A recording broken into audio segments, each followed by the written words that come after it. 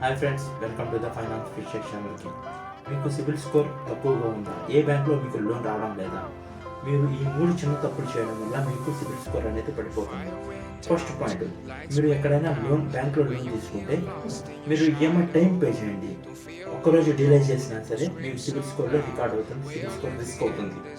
Second point, మీరు ఒకవేళ credit card limit usage చేసుకుంటే 30% లోపలే మీరు దాన్ని యూజ్ చేయండి మరియు కరెక్ట్ టైం పే చేయండి. దానివల్ల కూడా సిబిల్ స్కోర్ మీకు పెరిగే అవకాశాలు ఉన్నాయి, మీరు అది కరెక్ట్గా యూజ్ చేయడం వల్ల.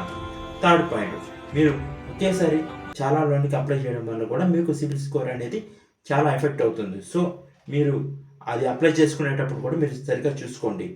ఈ 3 చిన్న తప్పులు చేయడం వల్ల మీకు మన సిబిల్ స్కోర్ అనేది పడిపోతుంది. ఇవి కరెక్ట్గా మీరు పాటిస్తే మీకు ఆటోమేటిక్గా సిబిల్ స్కోర్ అనేది పెరుగుతుంది. ఇలాంటి ఫైనాన్స్ విషయాలు తెలుసుకోవాలంటే మన ఛానల్కి సబ్స్క్రైబ్ చేయండి, లైక్ చేయండి, సబ్స్క్రైబ్ చేయండి. Follow us with the finance with Shaik. Loan కరెక్ట్గా తీసుకుంటే ఫ్యూచర్ సేఫ్గా ఉంటుంది. ఏలాంటి రియల్ ఫైనాన్స్ టిప్స్ కోసం ఫైనాన్స్ విత్ షైక్ని ఫాలో అవ్వండి.